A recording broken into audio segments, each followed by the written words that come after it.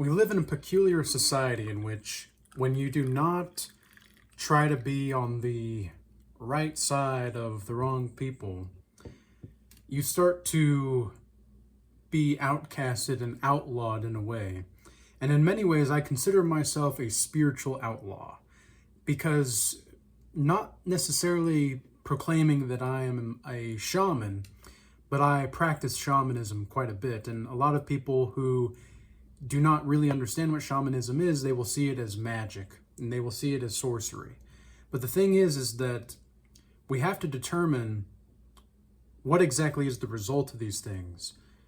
Whenever a miracle was performed, right? Whenever a miracle was performed in the past, specifically, let's say, by a religious figure or saint, whenever they performed miracles, some people thought that they were sorcery and some people thought that they were actually miracles. Well, who was right? Well, it was the end result of what actually happened.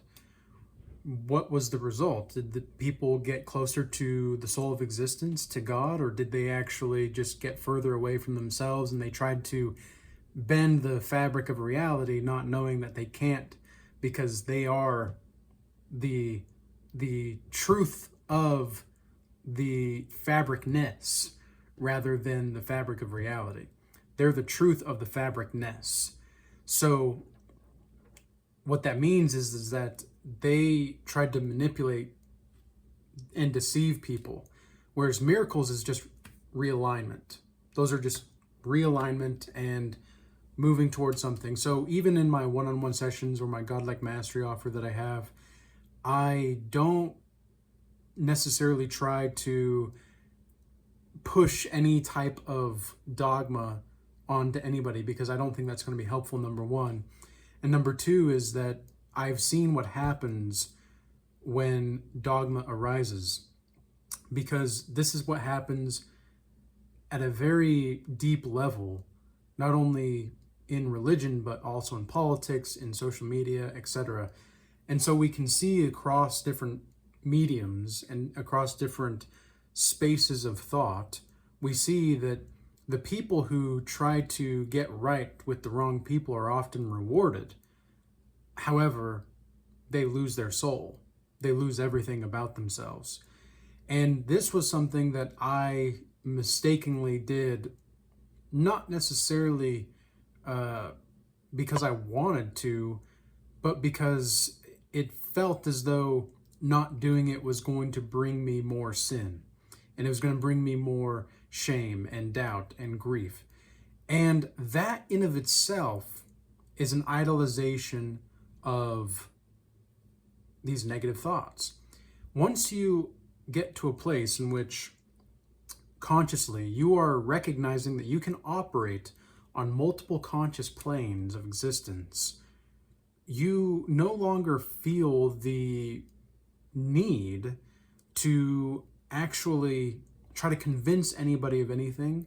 And you also know that you can exist on multiple planes of consciousness at one time. So, for example, you can recognize that good and evil exists, but it only exists in certain domains of consciousness. It does not exist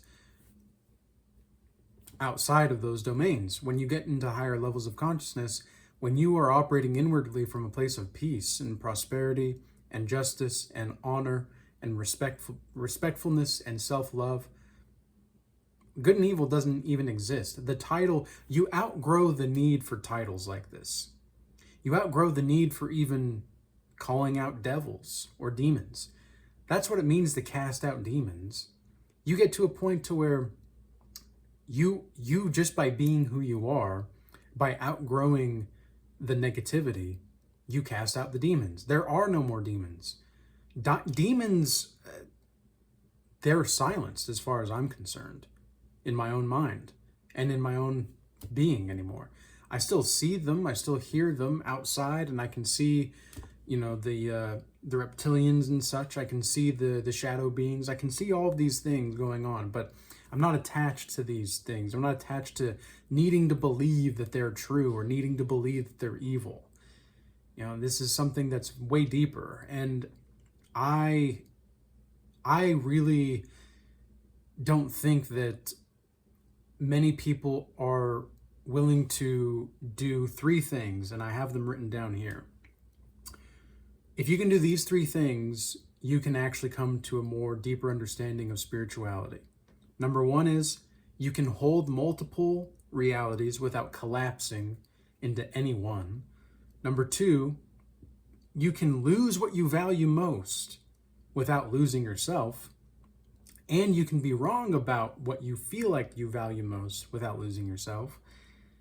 And you can observe your inner state without immediately trying to obey those emotions of the inner state. So you recognize and discern the difference internally between reactions and responses. So if you can do those 3 things, essentially, can you question your own sense of clarity without collapsing inwardly? Can you do that? Because if you can do that, because this was my mistake.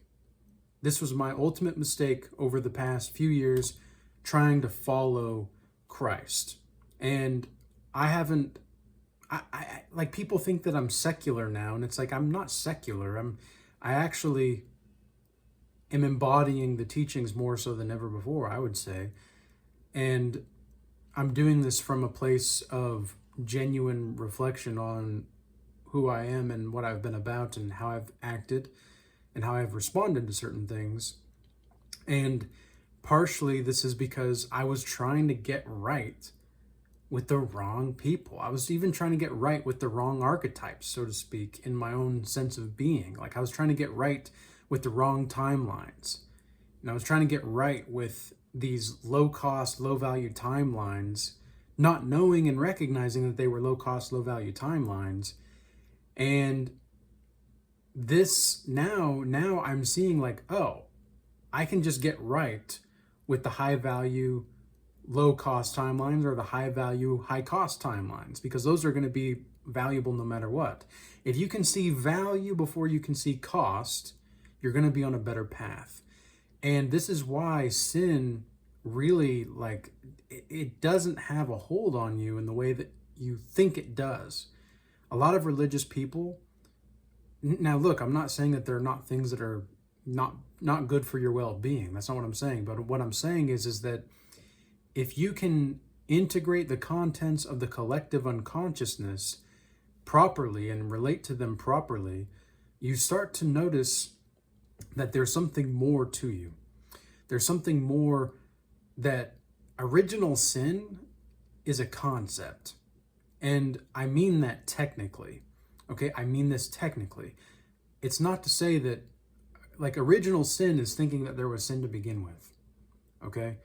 And you might say, well, but Adam and Eve, they hid from God. It's like, yeah, they hid from God because they thought they did something wrong. God doesn't seem to, like, if you read the book of Genesis, God doesn't really seem, like, upset until he curses Adam and Eve. And that's a weird thing to do, right? Like, that's a weird thing. Why would God act that way? Really, though, why would, if God is a all-loving, like the God of the Old Testament and the God of the New Testament, I made myself believe that they were the same God because I felt the love of Christ. I still do feel the love of Christ. However, upon allowing my inner distortions to dissolve, they are not the same God. It seems to me like the demiurge is Yahweh.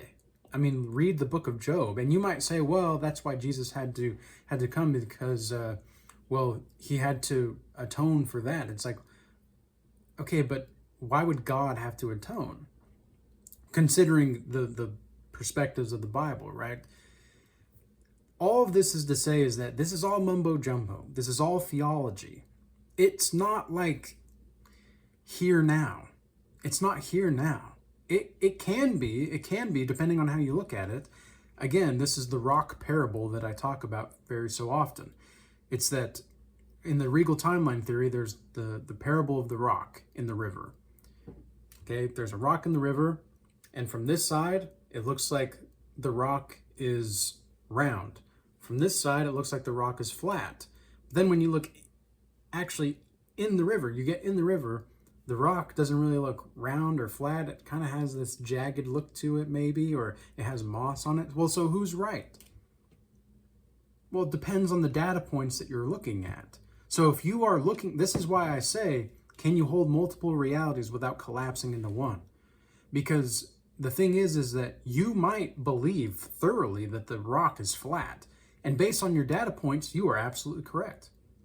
Like, you are absolutely correct that that rock is flat, given your data points. 100%. Based on this observable reality that we live in, you are correct. And then that other person who sees the rock as round, completely correct, because that's the only data points they're going off of. So this is why we need more data points to look at something, so that we can ensure that we actually are looking at the right thing and we can verify things that are actually true. Otherwise, it's a delusion and we think that it's real. But this is why I call them, this is why I say there are no real truths. There are truthful reals. So the thing is that we have to understand and understand, as I would say, we have to understand this sense of oneness with the soul of existence without trying to identify with it. And this was my issue as well. This was my mistake. My mistake was trying to identify with following Jesus Christ. Well, no, Jesus Christ was a physical. I don't need to verify. I have faith. And that's great.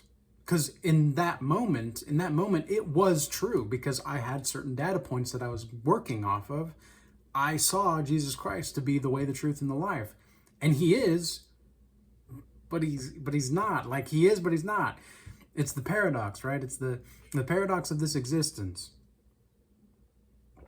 In fact, you yourself are the container. You yourself are the container. This is something that's so fascinating about Dionysus and the story of Dionysus, where people would drink wine, okay, from the vineyard, okay, hello, kind of a coincidence there? No, I don't think so. And I'm not trying to prove or disprove anything here, by the way, okay? I'm saying that mythologies are pattern convergent signals. And it just so happens that the story of Christ and the New Testament, and so many stories in the New Testament, specifically with John and all the books that John wrote, like Revelation and obviously the book of John, etc., are very tied relationally to Greek mythologies, okay, like Dionysus. So Jesus Christ says to eat this bread and drink this blood because it is my, is my flesh and is my blood. Drink the bread and drink the wine.